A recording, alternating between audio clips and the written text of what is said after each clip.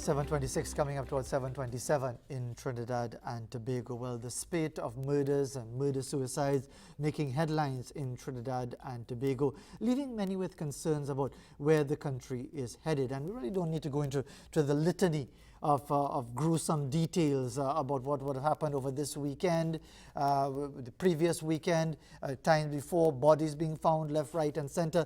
So let's get a perspective now from Darius Figuera, criminologist, to give us his perspective on these incidents, the state of crime and lawlessness, maybe a level of desperation in our society. Mr. Figuera, very good morning to you. Thanks for joining us. Morning. Thank you very much for inviting me. Good to have you on the program. What's your perspective on this situation?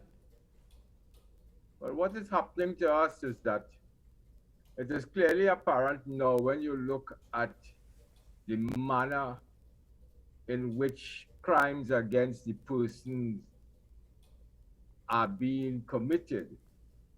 When you look at them, you see an escalation in crimes, violent crimes against the weakest persons within our population, the aged, women, and children.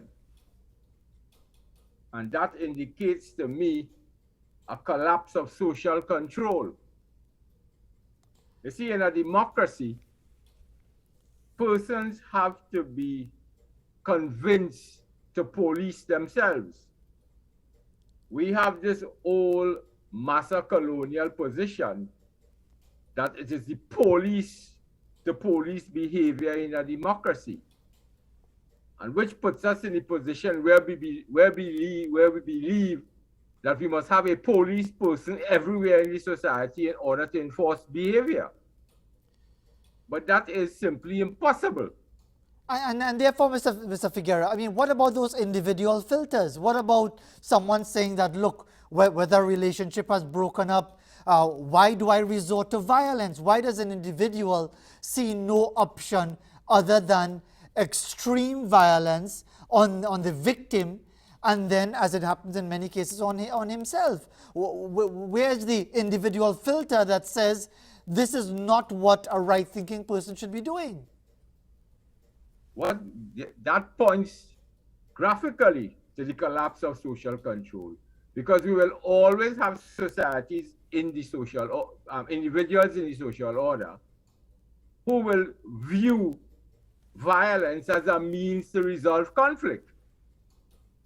And when your social control mechanisms collapse, these individuals are now given space in which to utilize their desire for violence, to resolve what they consider to be a conflict arising involving them. So, for example, you are in a conjugal relationship with a person, and that person tells you that they don't want you again. So you take it upon yourself that you have the right to graphically kill that person in front of the children that were produced by this conjugal relationship, which indicates that you don't care. You simply don't care, nor find yourself responsible for who you have procreated, their future, what you will do to them. Everything is about yourself, and what you insist is your right. So that is the most potent indicator of a collapse of social control when you are killing old people. And therefore, Mr. Figuera, the issue is, if we talk about the collapse of these social controls, is it beyond repair? How do we even begin to reestablish those social controls? Well, the question we must ask ourselves, as we are now in our 60th year of existence as a nation, is that what is the nature of our order of power in the society? What has gone wrong with the order of power in society? Because social control, a collapse of social control is always linked to a collapse of the legitimacy of the order of power of a society. So when that order of power lacks legitimacy, on the ground. It does not have the ability to socialize people, to police themselves, and to curb certain prohibited behavior. So And the issue there is legitimacy.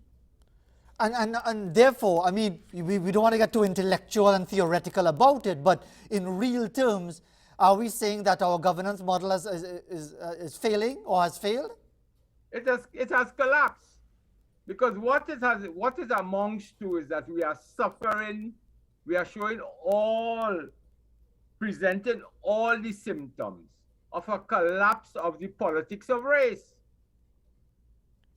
Where in 2022, the model of politics that we are still practicing, we got it from 1961.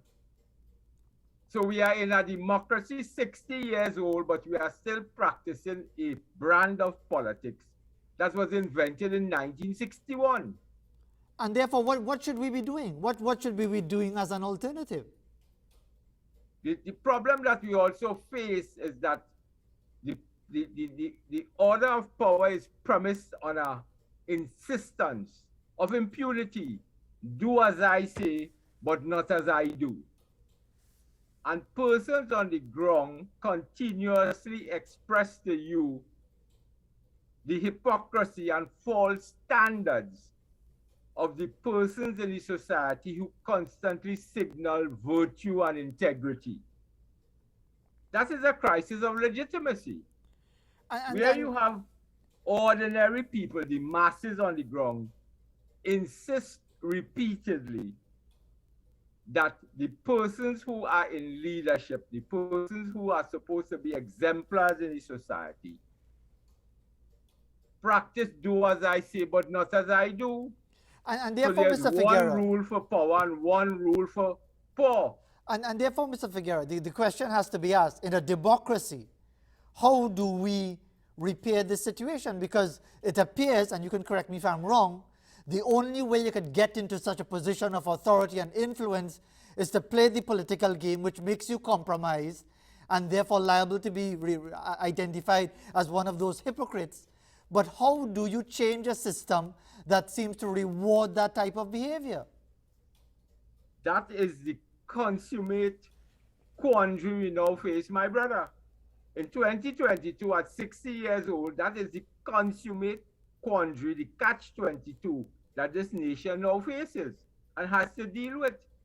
Because what is happening to us is that we have reached a stage where the social order is now in stasis, it is in inertia, it is going nowhere.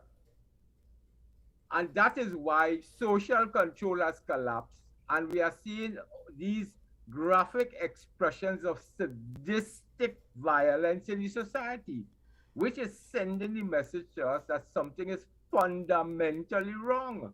And therefore, Mr. Figueroa, how do you respond to those who will say, look, we cannot fix these deep-seated issues overnight.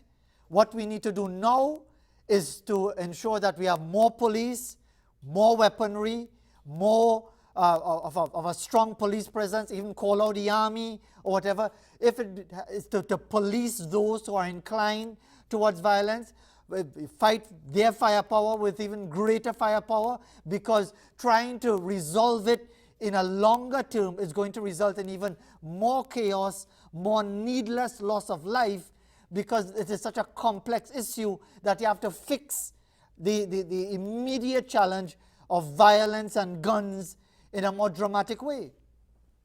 But what we have noticed is that we have been relentlessly spending billions of dollars on fixing this problem of the endemic violence. But it is not going away. And the sadistic violence is now commonplace. So the lesson we must learn from that is that responding to the violence with a specific type of policing is simply not working. Because what we are doing is in fact making the Trinidad and Tobago Police Service the fall guy for the entire Malays in the social order. They have now become the fall guys. So you blame them for everything.